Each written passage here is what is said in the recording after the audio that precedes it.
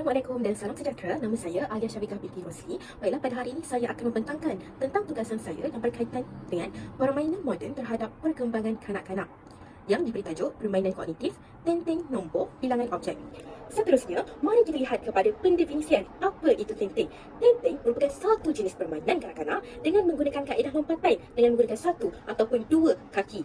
Baiklah, nama lain bagi tenteng ialah ketenteng dan tenteng ini lebih popular dalam kalangan kanak-kanak perempuan. Di kampung, gelanggang tenteng diperbuat daripada garisan di atas tanah sahaja. Manakala di bandar, gelanggang tenteng dihasilkan dengan menggunakan kapur tulis atau tepung atau apa-apa sahaja benda yang boleh dilukis di atas tanah. Sebenarnya, bermain ini sangat-sangat dititik beratkan dalam pembelajaran kanak-kanak kerana fitrah kepada kanak-kanak itu sendiri ialah bermain. Semasa mereka bermain, mereka dapat memperoleh ilmu pengetahuan dan pengalaman yang boleh digunakan dalam kehidupan masa akan datang. Baiklah, mari kita lihat kepada teori-teori yang mendasari konsep kepentingan bermain ini dalam pembelajaran kanak-kanak. Baiklah, dalam perkembangan kanak-kanak, bermain itu amat penting. Menurut Imam Al-Ghazali, bila kanak-kanak keluar sahaja daripada sekolah, mereka perlu diizinkan untuk bermain dengan permainan yang disukai oleh mereka kerana bermain itu satu aktiviti ataupun fasa untuk mereka merehatkan diri mereka setelah belajar berpenat lelah di sekolah. Menurut Imam Al-Ghazali, apabila seorang kanak-kanak itu dipaksa terus-menerus untuk belajar, maka fikiran mereka akan terpu dan rentetan daripada itu akan menggalakkan mereka untuk memberontak kesan tekanan apabila mereka tidak dapat diberikan peluang untuk bermain.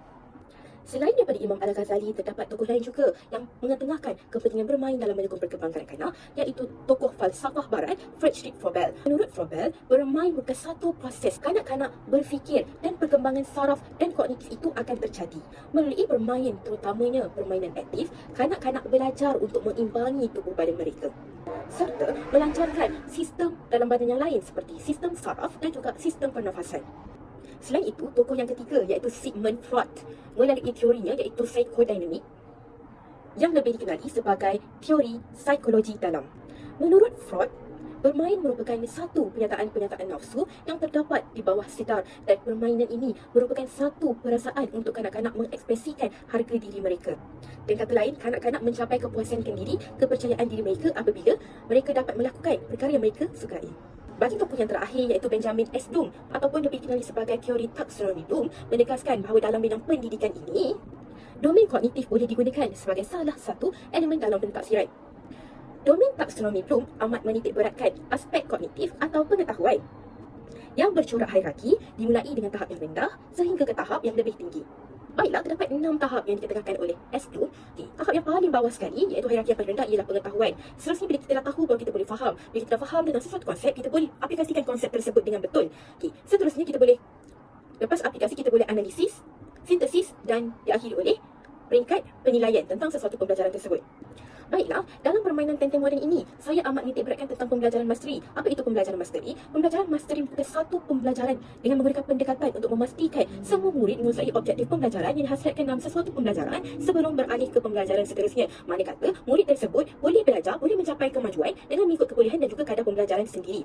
Oleh yang demikian, tenteng moden yang dihasilkan ini amat bersesuaian mengikut peringkat umur. Misalnya, kalau kita tahu 3 hingga 4 tahun, kebolehan dia berdasarkan kurikulum pemata boleh mengira 1 hingga 10 dalam bahasa Melayu dan bahasa Inggeris. Walau bagaimanapun, berdasarkan pengalaman saya semasa menjalani praktikal di Taska, saya dapati bahawa daripada 4 orang pelajar saya di Taska tersebut yang berusia 4 tahun, hanya seorang sahaja yang boleh mengira 1 hingga 10. Manakala selebihnya belum dalam fasa sedang menguasai.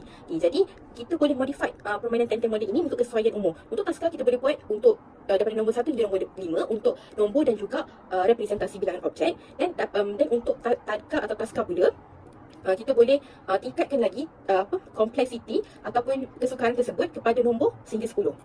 Baiklah, untuk peringkat prasekolah pula, kita dapat lihat dalam standard pembelajaran 2.1.1, murid dapat menyebut nombor 1 hingga 10.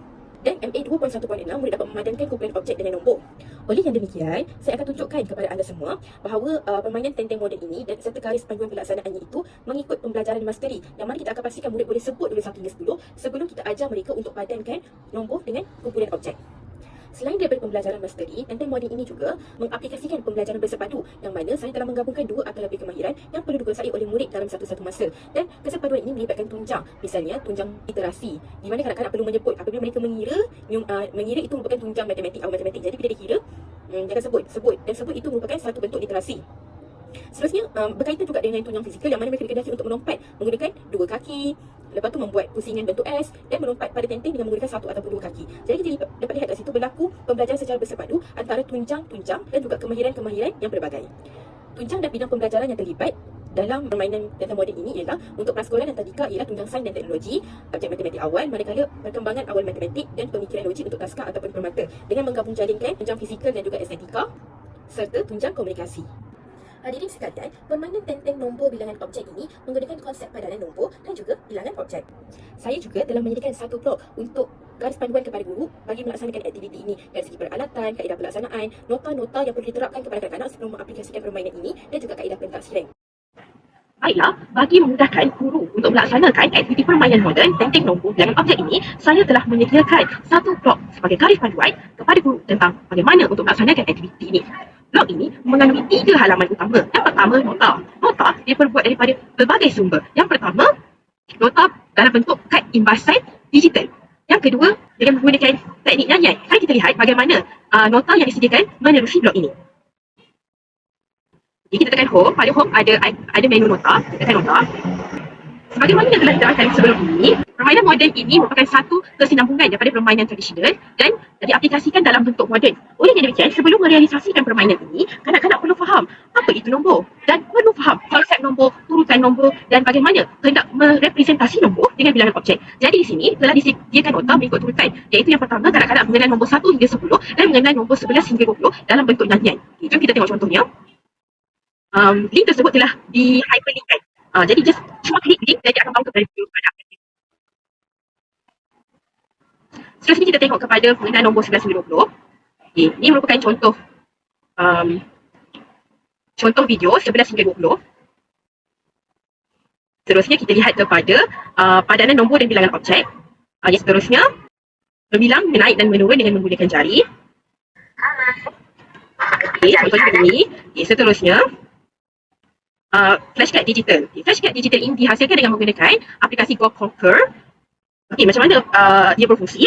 Mari saya tunjukkan. Contohnya kalau kita ada flashcard secara maujud sebelum ini, untuk kali ini kita menggunakan flashcard secara digital. Contohnya, boleh pergi kepada nombor-nombor lain, ada nombor 1, nombor 2, nombor 3. Contoh nombor 3, ini nombor dan seterusnya kita flipkan kat sini. Jadi kita boleh minta kanak-kanak kira 1, 2, 3. Begitu juga dengan nombor-nombor lain. Kita ada sampai 10. Saya lajukan. Contoh macam ni. Ini contoh flashcard digital. Seterusnya pergi ke home semula, tengok pada pelaksanaan aktiviti.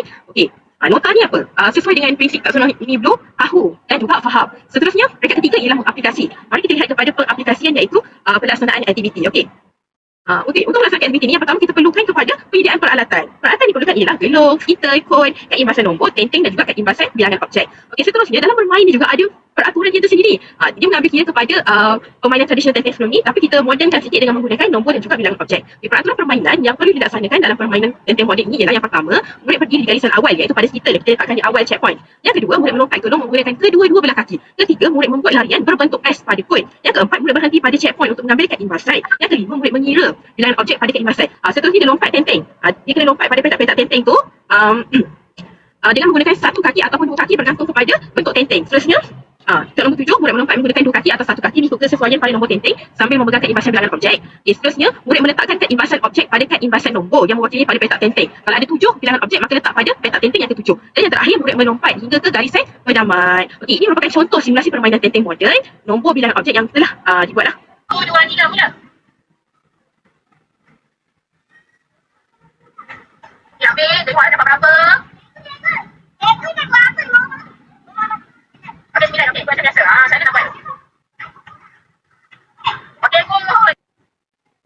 Baiklah, bila sampai ke tahap aplikasi, kita nak tengok adakah murid kita faham. Dia boleh menganalisis semula apa yang telah dipelajari. Jadi, untuk tujuan itu, kita pergi kepada bahagian pentaksiran. Pentaksiran ini sangat berfungsi supaya guru dapat mengukur tahap kefahaman pelajar. Pentaksiran ini terbagi pada dua bahagian. Yang pertama ialah aktiviti 1. Aktiviti 1 ini merupakan satu aktiviti yang mudah. Yang mana kita tengok saja kita dah boleh buat. Okey, saya akan tunjukkan macam mana aktiviti 1 itu dilaksanakan. Ini merupakan memory game yang dihasilkan menggunakan aplikasi EducaPlay. Contoh kat sini kita kira ada berapa burung? 1, 2, 3, 4, 5, 6, 7, 8. Jadi klik kat sini, klik 8. Hijau maknanya betul lah. Kita tengok pula pada yang kedua, pada aktiviti yang kedua ni boleh kata suka. Maksudnya murid dah betul-betul faham, baru kita boleh laksanakan aktiviti kedua ni. Memory game ni juga menggunakan aplikasi EducaPlay. Kat sini kita dapat tengok contohnya. Contoh kat sini. Ini 9.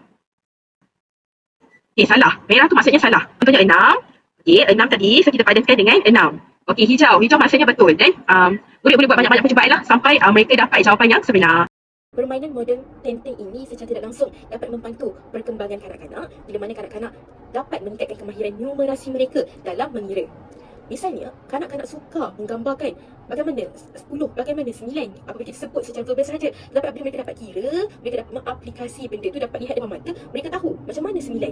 Adakah 9 lebih banyak, ataupun 8 lebih banyak, 7 lebih sikit, ataupun 6 lebih sikit. Jadi mereka dapat membuat perbandingan. Okay, seterusnya, itu dari segi kemahiran matematik awal. Okay, untuk tunjang matematik awal, untuk tunjang lain, misalnya komunikasi, mereka dapat berinteraksi bersama diri mereka sendiri, mengira sambil menyebut. Okay, seterusnya dapat meningkatkan kosakata. Dan tidak lupakan juga tunjang fizikal yang mana ia dapat menggerakkan motor kasar kanak-kanak. Contohnya, kanak-kanak belajar untuk mengimbangi badan dengan menggunakan satu ataupun dua kaki. Jadi kita lihat kat sini, aktiviti Tenteng moden ini sebenarnya memberi banyak manfaat kepada pelajar dari aspek tunjang awal matematik, fizikal dan juga komunikasi. Itu sahaja daripada saya. Sekian, terima kasih. Selamat berjumpa kepada guru-guru di luar sana.